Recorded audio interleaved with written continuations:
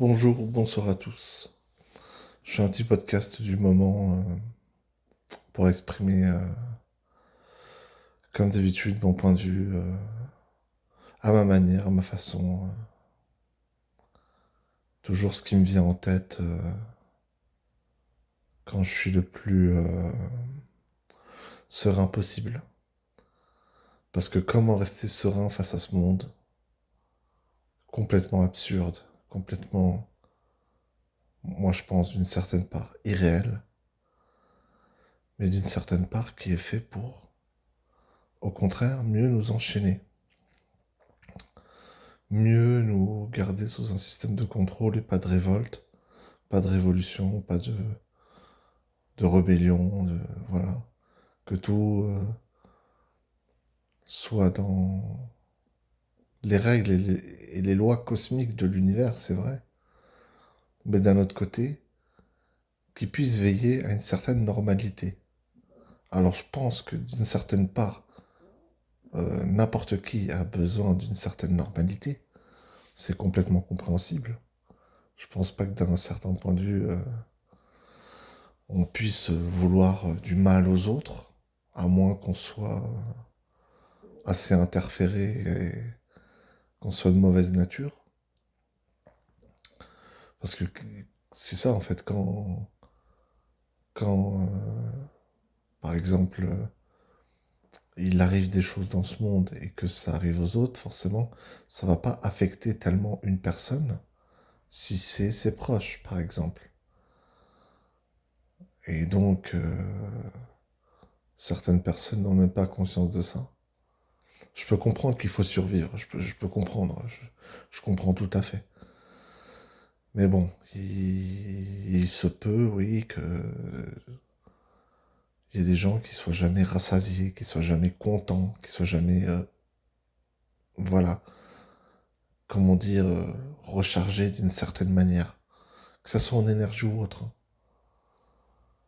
Parce que finalement, n'importe qui voudrait du succès ou une bonne réussite financière, amoureuse, sociale. Dans quel but? Si ce n'est que pour, à la fin, trahir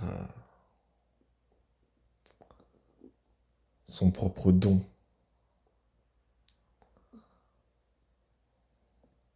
ne pas mettre en valeur la beauté humaine que nous sommes. Et peu importe hein, les choix, les jugements de n'importe qui, tout le monde est différent, ça je l'ai dit, tout le monde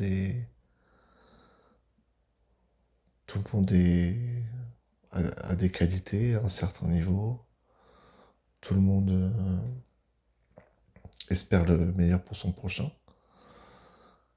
Comme je dis, quand il y a de la bonté, hein, attention, hein, c'est pas du tout New Age, c'est vraiment pour dire si la personne a encore toute sa tête. Parce que c'est vrai que retomber bien bas dans la vie et se relever et se sentir avec cette énergie encore plus forte, ça aide.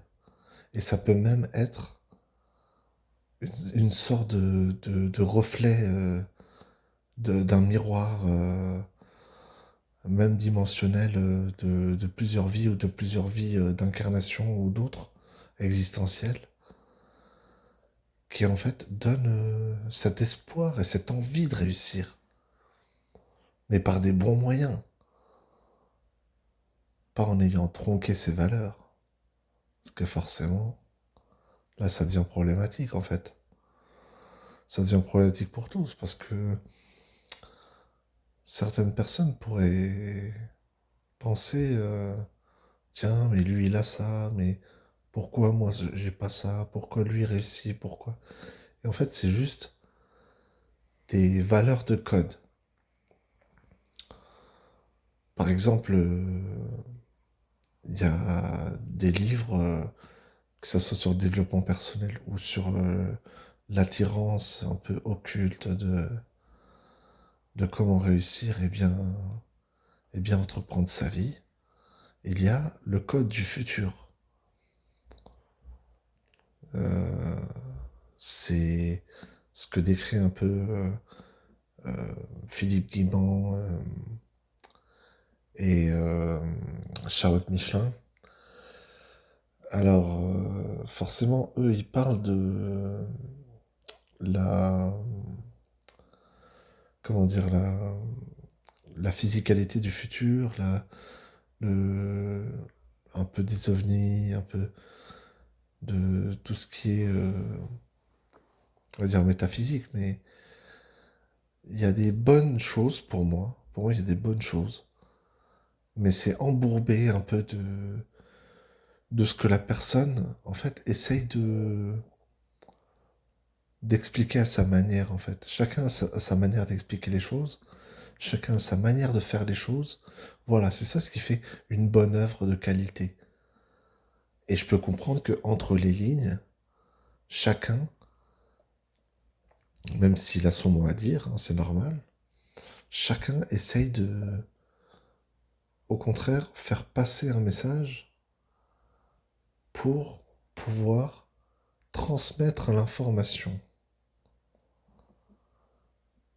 Et il y a certains niveaux de conscience qui n'arrivent pas à assimiler ni l'énergie, ni l'information. Donc ça, forcément, ça va pas être totalement résolu. Parce que si on va pas du problème de la base à la source, jamais, enfin, faut jamais dire jamais entre guillemets, j'emploierai ce mot, mais on peut pas réellement dissoudre les,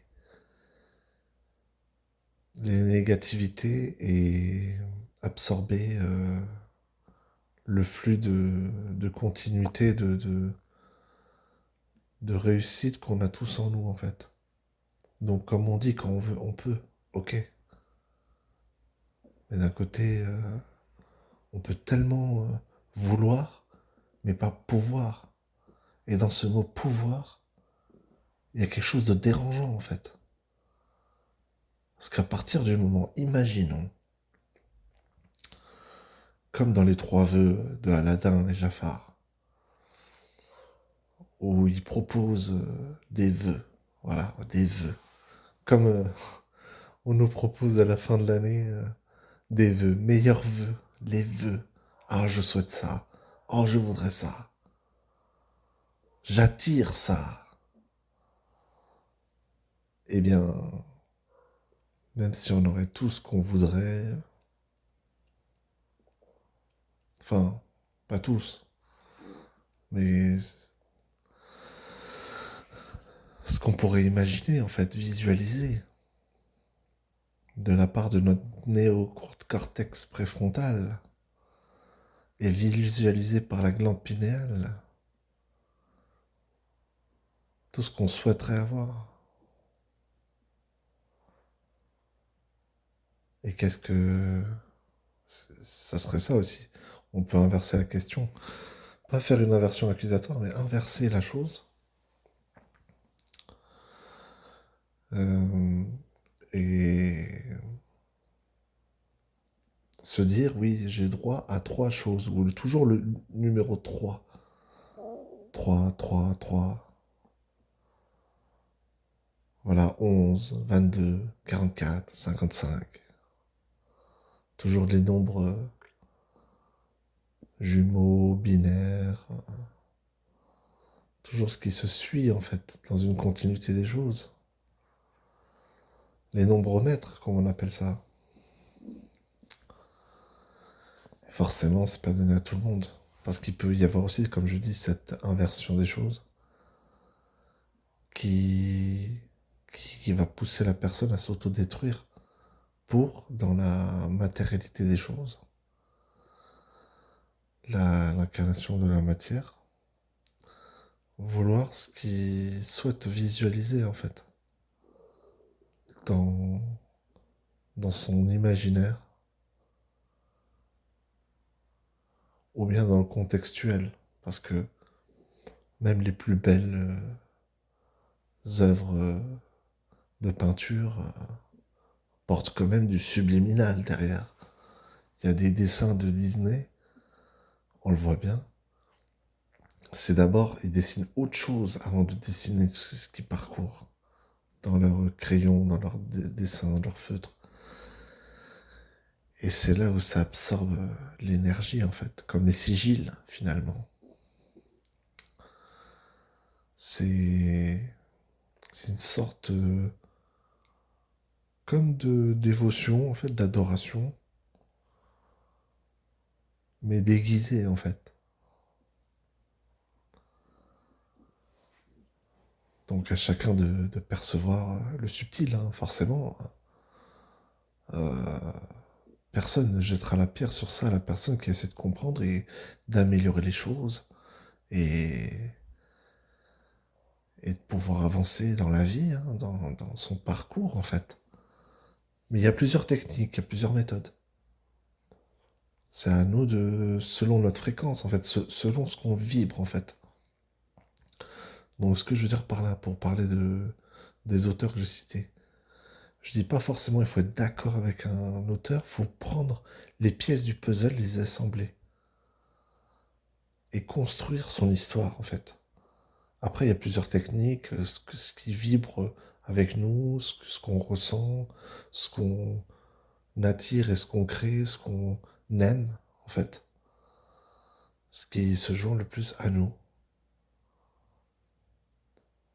Ce qui fait, comme je dirais toujours, une fusion.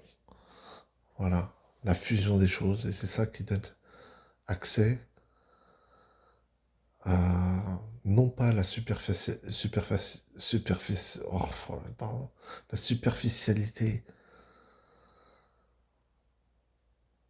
de la création, mais plus subtile en fait. Ce qui englobe le tout, comme on dit le yin et le yang. Ce qui fait le soleil et la lune, le froid et le chaud, la lumière et l'ombre. C'est comme ça qu'on peut transcender la dualité. Parce que même s'il y a des personnes qui vont dire oui, je suis non-dualité, tout ça, alors ça c'est forcément un peu fausse lumière, parce qu'il faut pas non plus dire oui, lui il est New Age, lui il est ci, non, c'est pas une question de ça. C'est que c'est selon sa fréquence en fait, ce qu'il va être, ou ce qu'il est, ou son empreinte génétique. Là, ça apporte un tout. Mais forcément, dans la réussite, il y a aussi du mâché-mâché, on va dire. Forcément, c'est de l'ego aussi, hein. Pourquoi lui il a ça, moi j'ai pas ça. Bon, je veux dire, d'un côté, on a que ce qu'on mérite dans la vie, hein, forcément. Bon, moi, ça serait une grande part à assimiler, hein, forcément. On aimerait tous avoir une vie meilleure, avoir quelque chose qu'on n'a pas. C'est pas dans le but du destin, en fait, ça. Je pense déjà, il faut comprendre déjà qui on est, où on va et d'où l'on vient. Pour moi, ça serait les trois piliers majeurs. Non pas comme trois vœux, ça serait des piliers majeurs. Ensuite, on additionne ça, on transmute ça, et là, ça sera effectif. Et encore, je dis ça, je parle juste de ma connaissance personnelle, de mon vécu. Parce que comme on dirait, ça serait comme l'expression tirée par les cheveux. Non, faut quand même arriver à pouvoir disséminer toutes ces parcelles de petits bonheurs qui embellissent la vie. C'est ça ce qui rend le monde meilleur. Parce que c'est vrai, je parle de cette psychologie inversée, mais tout peut être inversé. Le sens des aiguilles d'une montre, le cube, Le culte de Saturne.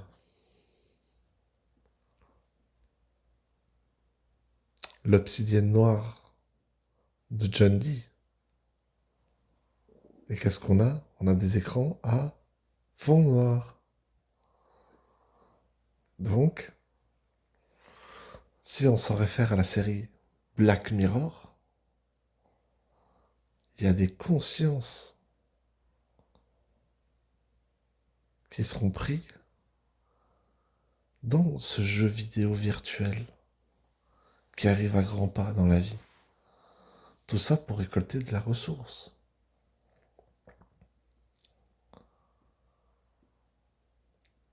Moi, je peux comprendre qu'on peut être de la ressource pour quelque chose et qu'une ressource pour nous en soit une.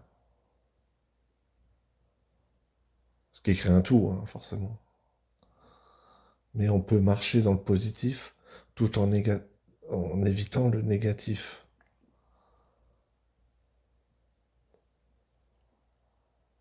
On n'est pas obligé de passer par le négatif pour attirer du positif ou être dans le positif.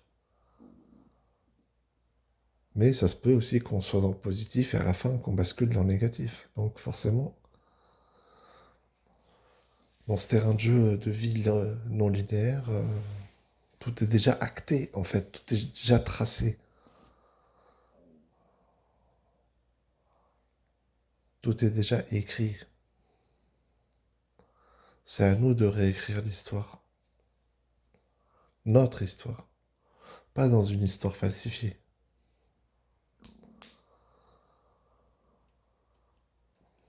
Parce que ça serait toujours revenir à la formule de qui a raison, qui a tort. Déjà, mettons-nous d'accord, malgré nos indifférences, malgré nos suppositions, nos suggestions, et comment on appréhende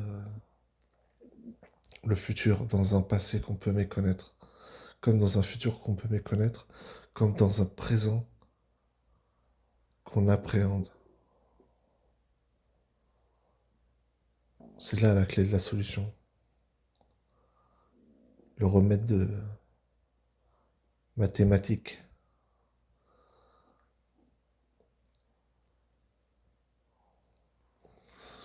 Donc voilà. Je vous remercie à tous de m'avoir écouté. À bientôt.